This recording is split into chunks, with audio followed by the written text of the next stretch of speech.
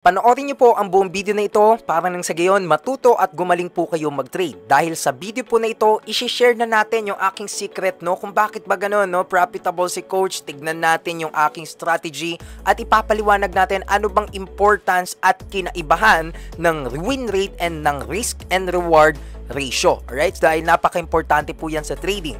Bago po natin simulan, kung bago ka pa lamang pala dito sa aking mga social media accounts, ako nga po pala si Estudyante Trader. Isa po tayong junior financial analyst na gumagawa ng mga financial models, investment reports, research. But then, sa ating mga social media accounts, sinashare na natin papaano ba yung tamang way ng pagte-trade, pag-i-invest, pag-manage ng ating finances for us to be able to be aware of and knowledgeable of sa ating perang pinaghihirapan na kita. Kaya naman mag-like ka na, mag-subscribe ka na, share mo na itong mga videos natin para nang sa gayon, makatulong pa tayo sa ibang tao.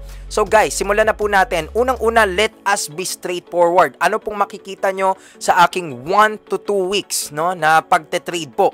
Kung mapapansin nyo dito, yan na nga yung close P&L at ano pang mapapansin nyo bukod sa palagi tayo naka-short, lagi tayo naka-sell short sa market. Syempre, quick lang po yan, Hindi ko naman sinasabing ganon siya kadaling gawin. Pero, makikita nyo po dito sa P&L or sa type ng trade, makikita natin dito na mas madalas yung panalo kaysa sa talo. So, that is the win rate. But that is not the only thing in trading. The thing is, magkaano, diba? Magkaano yung pinapatalo mo at magkano yung pinapanalo mo sa trading, actually, that matters very well. So, ngayon, explain na po natin, guys, Ang win rate po, ito po yung sukatan or basihan sa trading regardless kung magkano ang natalo mo or napanalo mo, kinukompute po dyan, ilang beses ka natalo, ilang beses ka nanalo, regardless of the amount. Okay? So, makikita natin dito, actually guys, in-input ko lang dito lahat ng mga nasa trade history ko kasi nga medyo magulo yun, translate na po natin dito yan, Since, yun nga, isa tayong junior financial analyst, gumagawa talaga tayo ng mga templates, mga models, and also, mga recommendations, Para nang sige, mas marami pa tayong matutunan. So, ngayon, guys, makikita nyo po dito, halimbawa, yan nga, meron tayong 2 losing trades. Ngayon, good news, meron tayong 6 winning trades. Ano pong ibig sabihin nito, Syempre, ang total trades natin, syempre, pag pinagsama natin yan, 8. Nakapag-trade tayo ng 8 na beses, and also, paano kuhanin yung win rate percentage, divide, 6 divide 8, makukuha na po natin yung win rate. So, ngayon, ang win rate po na 75%, it is actually good na. Above 60, 70%, matuturing na natin na good, But kung 80% plus, 80, 90%, excellent na po yun.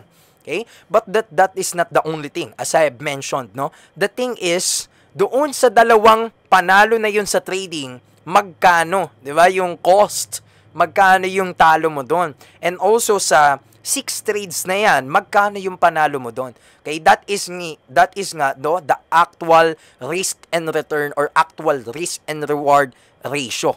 Okay, na kung saan napaka-importante po niyan kasi guys, no matter kahit sabihin mong ang galing-galing mo mag-trade, halos lahat tumatama, mataas yung win rate mo, pero pag natalo ka naman, kinakain ng mga losses, yung mga gains mo or mga profits mo, wala rin po. Okay? Kaya that is the thing Sa 2 trades na yun, sa 6 trades na yun, magkano yung amount? Okay? Magkano yung risk-adjusted return? So, parang gano'n. Kaya naman guys, yun po ang win rate, 75%. So, syempre guys, mas maganda, mas mataas din yung win rate kahit papano. Pero hindi lang yun magde-depend dahil nandito na nga po tayo sa actual risk and reward ratio. Diba minsan guys, madalas kapag ka nagpaplano tayo, sinasabi na natin, pinaplano na natin, sineset na natin. Dito ako magkakat, dito ako maglalagay ng stop loss, dito ako magkakat, tapos nakahanda na yung TP ko, yung TP area ko. Ngayon, ang tawag po doon is planned or ideal risk and reward ratio. But, iba po yung actual. Ibig sabihin, iba na yung resulta. Kamusta yung resulta? Okay? So, explain na po natin. So, diba, dalawa yung losing trades ko, diba? Dalawa yung losses, Pero, ano pong mapapansin nyo, guys? Pag ako yung nagte-trade, pag tayo yung nagte-trade, anong napapansin nyo, no? Anong mapapansin nyo dito sa total losses natin? Very minimal po. Napakaliit, no? Sobrang liit compared, no, to our total return or total reward, na kung saan, ano po mapapansin nyo, kahit sabihin mo ng, 'di ba, kahit 50% na nga lang yung win rate pero hindi bababa or hindi tataas ng 5-10 US dollars, panalong-panalo pa rin ako kahit mababa win rate ko. Okay? Yun po yung sinasabi natin doon na pag ikaw nag-trade ka, 'di ba, dapat minimize your losses, maximize your profits. So ngayon, ang aking net, parang net loss dito, net cut loss, 4.87 US dollars. Pero, pag tayo naman ay nananalo, since anim nga po yan, 1, 2, 3, 4, 5, 6, if you know, total the amount of winnings or the amount of return I got, no, from those trades na nasa trade history na nga natin, 161.60 US dollars. So, ganyan, pag financial analyst, no, medyo compute ka talaga. So, ngayon, kung makikita natin dito, guys, na ang actual or ang result ng mga trades natin, kahit hindi sobrang taas ng win rate, na sabi natin 75%, ang actual risk and reward ratio ko naman, grabe, 'di ba? 33 times. 'Di ba? Or 330%.